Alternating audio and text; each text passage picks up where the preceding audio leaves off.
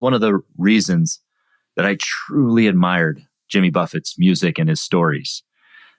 It wasn't because he was an amazing artist or an amazing singer or an amazing guitarist or anything like that, because really, let's face it, he was pretty mediocre at those things. But what he was amazing at was storytelling. He told amazing stories. And what he was amazing at, what he was world class at, I mean, what I would say is was his spiritual calling, was he created a magnificent vision of personal paradise for people that he could bring to any place in the world. I mean, just the idea of him, brought into our senses, the idea of a beautiful island with, no cares in the world and just happiness and peace and joy with friends and family. That's what he brought to the world. And what an amazing gift to bring to the world. Hello, everyone, and welcome to the Flow Over Fear podcast, where it is our mission to help you to rise above fear and realize your ultimate potential in leadership and life. I'm your host, Adam Hill, and it is my goal to share with you the human side of high performance. My guests share their experience with fear, anxiety, struggle, challenge, and, most importantly, despite all of it, how they rose above it to achieve incredible results. So, if you're ready to rise up, let's get started. Well, hello, everyone, and welcome to Flow Over Fear. And today I want to talk about living life to the fullest. And it's a sad day, and you wouldn't know it by the shirt I'm wearing. I'm wearing a Hawaiian shirt if you're just listening to this. And that is in honor of the passing of one of my favorite artists of all time, Jimmy Buffett. He passed away yesterday at the age of 76, which was, really young. And I know, people pass away in their 70s and even younger, but, when people that you admire pass away, or people that or friends, family, loved ones, obviously it leaves a big hole in your heart, but it also, you start to reflect on the time you spent with that person. And I know I didn't know Jimmy Buffett personally. I never met him, even though I would have loved to have met him. I went to a number of his concerts. I felt like I knew him because he was there. His music and his stories were there for me through some really, really tough times in my life, especially in my 20s, where I struggled with alcoholism and severe anxiety. But some of the solace, some of the paradise that I found in my own life at that time, even during those lowest moments, came because of Jimmy Buffett's music. And so I wanted to talk a little bit about living life to the fullest today, because when somebody that we admire, somebody that we love passes away, it reminds us that we only have a short time in this world. We only have a finite number of trips around the sun, and we need to make the most out of it because time is fleeting. And that's not to say that we should be afraid of the end or afraid of the end of our lives, which may come 20 years from now, 30 years from now, or 50 years from now, or 80 years from now, hopefully.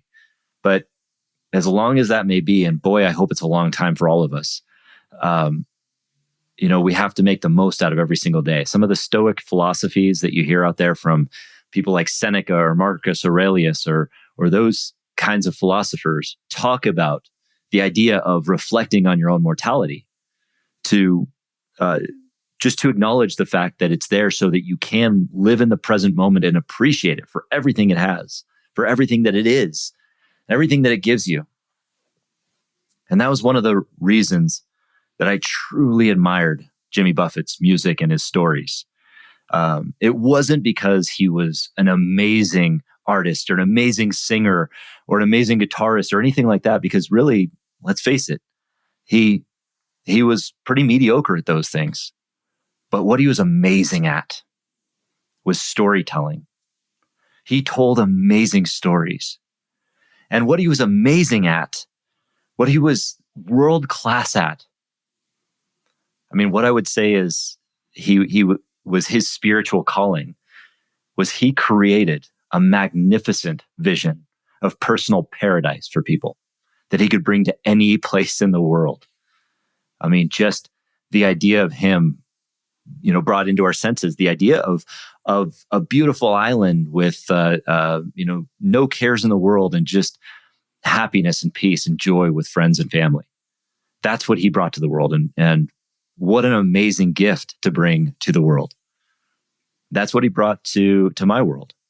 The first time I heard Jimmy Buffett on the radio was probably when I was about 15 years old.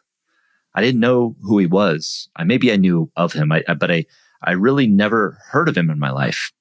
And I remember that my family was on a road trip up north, and we were living in California at the time. So north for us was Northern California, the Bay Area. We were visiting some family, and in particular, my brother who lived up there at the time. And my brother gave my dad a tape of Jimmy Buffett's greatest hits. And this was probably the late 90s or so. And when the tape was put in and when I heard the first song, which was probably Changes in Latitudes, Changes in Attitudes, I remember immediately being immersed in that world, in his world, and immediately just feeling the feeling that everything was going to be okay, that I was now in this new space of new place of being that was paradise. And his music so intrigued me.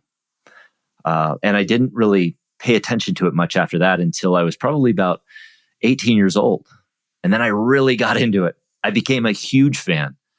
And a lot of it was because of the idea, let's face it, I mean, a lot of younger people were drawn to this, and a lot of parrot heads in general were drawn to Jimmy Buffett's music because he talked about margaritas. He talked about rum drinks. He talked about the idea of drinking, right? And that's one of the things that attracted me to it, was because it was this, he gave me the liberty to enjoy drinks, which obviously became an unhealthy habit for me.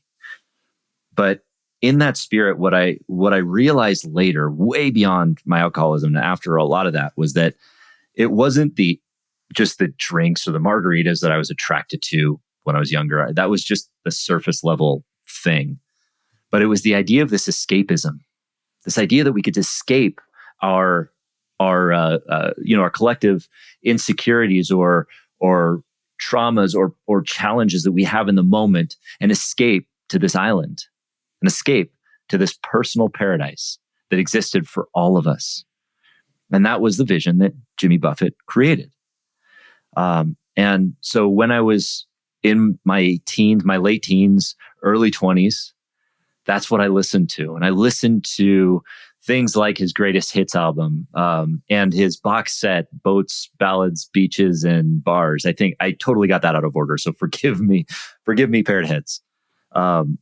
But I listened to those things religiously, daily, day in and day out. And I just visualized myself living that life that I wanted. And at that time, it was the Jimmy Buffett lifestyle. It was living on a beach somewhere. It was, sipping the tropical drinks around the beaches. And at the time, that helped me get through a lot of the challenging times in my life. It helped me to really get through the torment and the hell that I was putting myself through in my own mind and through my own disease of alcoholism by drinking too much. And I know that sounds like it's a bit hypocritical. Listening to a guy who was promoting the idea of drinking margaritas and rum drinks and all of this stuff. And at the time, yes, maybe it was an unhealthy obsession, and it certainly was an unhealthy obsession with regard to my drinking. But that didn't take away from the paradise and the visualization, the vision of paradise that Jimmy Buffett created, because it wasn't just about the drinks. It wasn't at all. I mean, I would say that after getting sober and reconnecting with Jimmy Buffett's music in recent history, I realized that it's more about living your best life, living life every day as if you're living in paradise, no matter where you're at, whether it be in Kansas City or Key West. It doesn't matter. Living that life like it's paradise. He sang songs about sailing, about going to European countries and traveling the world. Songs like Last Mango in Paris, or one of my favorites, False Echoes, that he sang about his own father being born in Cuba. And those are just powerful songs. And during my 20s, when I was suffering with alcoholism, his greatest hits album, the box set, and Barometer Soup in particular, was just the best album that I loved. Everything about it, the way he brought the music together and everything. And when we went to his concerts, there were a few times where I was able to go see him in concert in Irvine, California in particular. Not quite the epitome of paradise, let's say, but Irvine, California. But the cool thing is that when I went to those concerts, the tailgate parties beforehand were amazing. The people were tons of fun. They were having a great time. They were there to have a lot of fun. And then the concert itself was a blast, with everybody getting involved, everybody dressing up ridiculously and having a wonderful time. Amazing, amazing experience. Jimmy brought paradise to Irvine, California. And he did that every single night. He brought paradise to Las Vegas. He brought paradise to Kansas City, to Chicago, to Hawaii. And well, let's face it, paradise is already in Hawaii, but he brought it to all of these places all over the world, so that people who are living in the day-to-day jobs, dreaming of getting out, dreaming of being something more, of bringing that paradise to their own lives, so that they could live one moment in paradise. He gave that to them. What a gift. What a gift. And what an example to set for his own life, to live that life to his fullest. And I think that there's a lot of things that we can learn from Jimmy Buffett about living life to the fullest. And in reflecting on his life over the last couple of days, which I've been doing, I can't help, and I know this sounds terrible, but I can't help but feel really happy that I was able to get so much from his music and his storytelling, that I was able to internalize it and find my own personal paradise.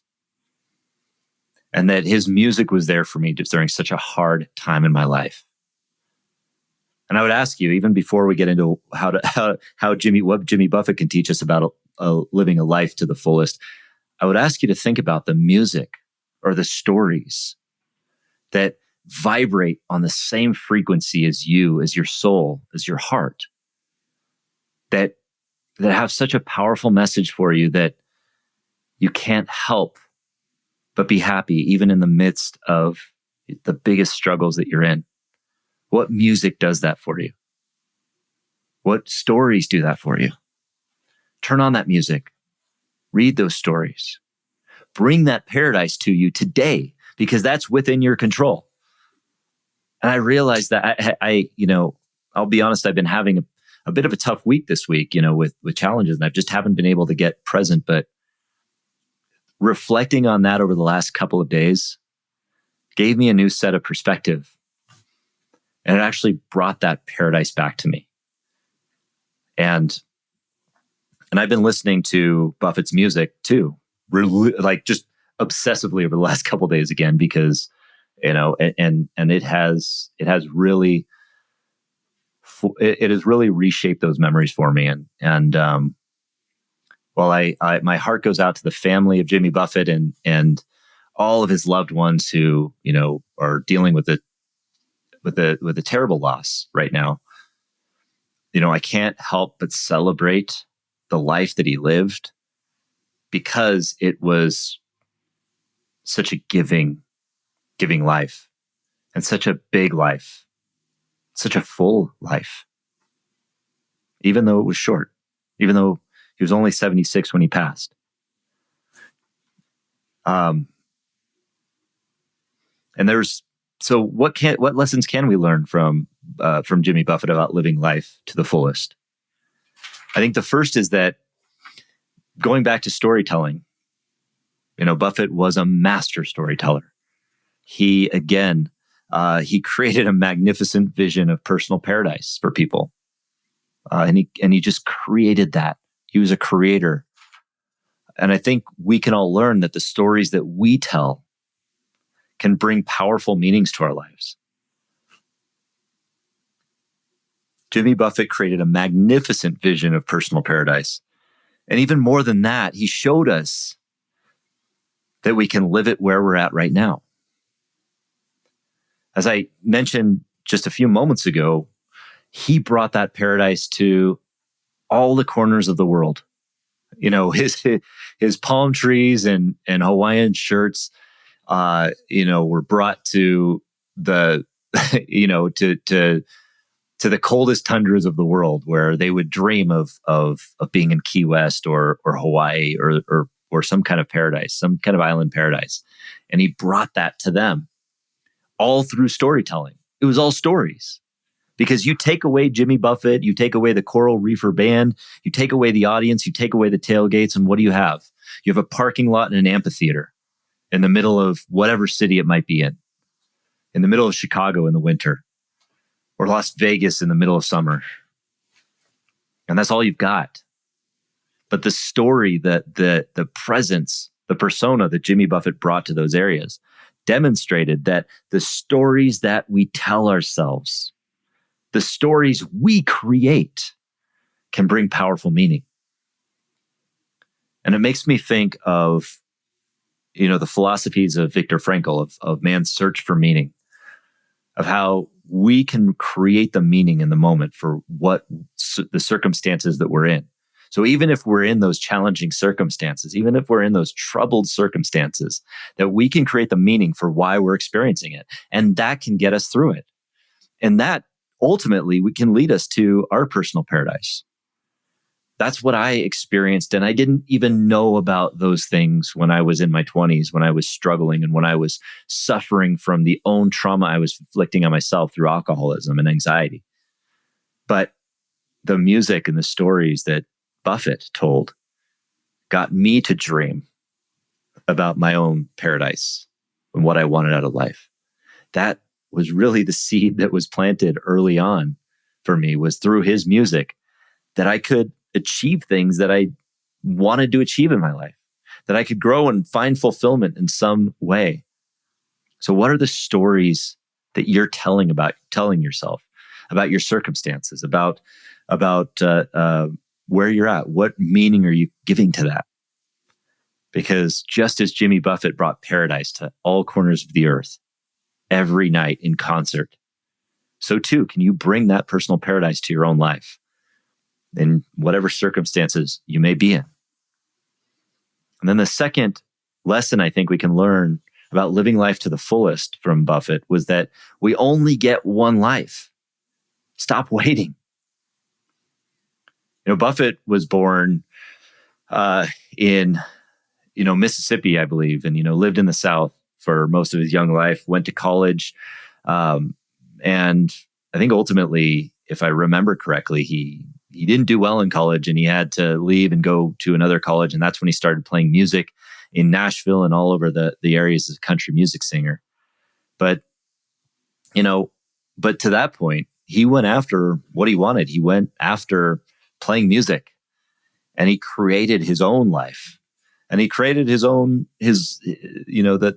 the life that he wanted for himself, that he brought that personal paradise that he created in storytelling. He brought it to life in his own life, so that he lived on an island, and he got to travel the world, and he got to play music and be a creator in the world and make, billions off of it.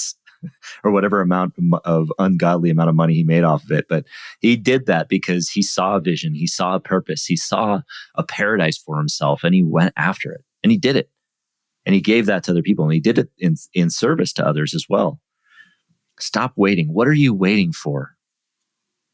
I'll tell you from my experience, when I was struggling, when I was originally listening to Buffett's music in my 20s and late teens, I was frustrated because I knew that what I wanted in life, this fulfillment, this this obscure dream that I had to make it successful, quote unquote, and live on an island somewhere and live a lifestyle that was kind of the Buffett style lifestyle. I felt like that wasn't in the cards for me, at least not now. I felt like I had to wait a long time for it. I felt like I had to wait to make a difference. I felt like I had to pay my dues in some career for a while I waited for everyone else to get rich off of what I was doing for their benefit. And that waiting amounted to a lot of frustration and a lot of anxiety and a lot of that trouble in my headspace. Instead, I could have leaned into the paradise that I wanted to create.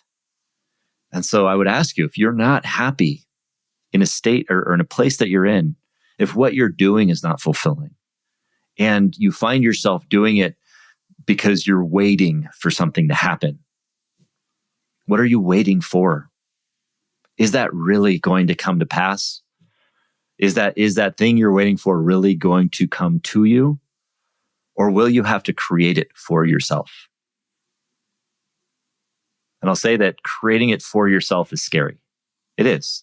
There's no doubt about it. It's scary. It's uncertain. It's overwhelming, and you're gonna feel self-doubt. But the beautiful thing is that in all of that, there's opportunity, and there's opportunity for more fulfillment. So you can either stay frustrated and angry that you're in a position that you just don't want to be in, or you can lean into the thing that you do want to do, take the action to bring the paradise that you want for yourself to life.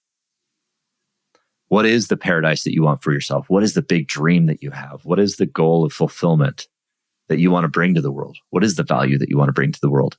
And what are you waiting for? Stop waiting. We only get one life. We only get this one life. Make the most of it. And the final lesson that I want to share today about living life to the fullest, that we can learn from Jimmy Buffett, and this isn't by any means the last one, but it is the last one I'll share today, is that life isn't measured in miles or years. Life isn't measured in miles or years. It's measured in experiences. So again, what experiences can you create right now that will lead you later on to reflecting on that and being happy and fulfilled in the life that you lived? Is it going to be buying the expensive car? Is it going to be getting the big house? Is it going to be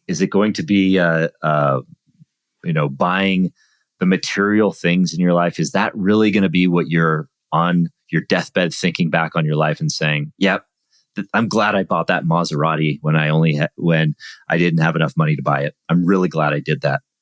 Or is it going to be the experiences? Is it going to be the trip to Europe that you took with your loved ones? Is it going to be the certification of scuba diving, where you got certified as a scuba diver, and you dove in the coral reefs of the Caribbean or the Great Barrier Reef or something like that? Is it going to be the races, Ironman, or marathons that you've done around the world that show you what you're capable of? Is it building the business that you're putting off, that's going to employ a lot of people and that's going to bring you fulfillment and serve a lot of people in the world? Is it the message that you want to share, the crucial conversation? What are the experiences that you need to have to make that life worthwhile? Write it down. And what I call what I use for this, some people call it a bucket list. And that's fair. I understand that, because, that's the term we use for it. But to be less morbid about it, I like to call it a living adventure list. And it's an adventure list because it's our idea of what creates an adventure. And I think that adventure makes life worth living. Adventure is the antidote to fear, the antidote to anxiety. It helps us to grow our comfort zones and become more improved to ourselves, what is possible. So what are the experiences that you can have, that you can share, that will make you fulfilled? Maybe it's being on stage in front of thousands of people, bringing joy and paradise to their lives. Jimmy Buffett brought us a lot of joy. He brought paradise to us every single night in concert. He brought us paradise through, hundreds of pages in his books, or, data points on a CD. And he was able to do that just through his creative vision over his life. And it was a life that was, by all intents and purposes, and at least outside perspectives. And I never knew him personally, but I imagine that he had a pretty fulfilling life. And it's sad that he passed away young at the age of 76. And as he said in his songs, some of it's magic, some of it's tragic, but he had a good life. And the one thing that, I'll end it with a quote that I read from him yesterday, as I was kind of, just reminiscing on my experience with Jimmy Buffett music and stories. And it was a powerful quote. And I think it adds terrific closure to the parrot heads that might be feeling a sense of loss today. And I hope it also gives them hope for the paradise that they can create in their own lives, and you can create in your own life, and what we can strive for in this life and beyond. And he said, if there's a heaven for me, I'm sure there's a beach attached. He was even thinking of paradise beyond this world. And he created that vision too. And I am entirely confident and faithful that he is living that paradise now.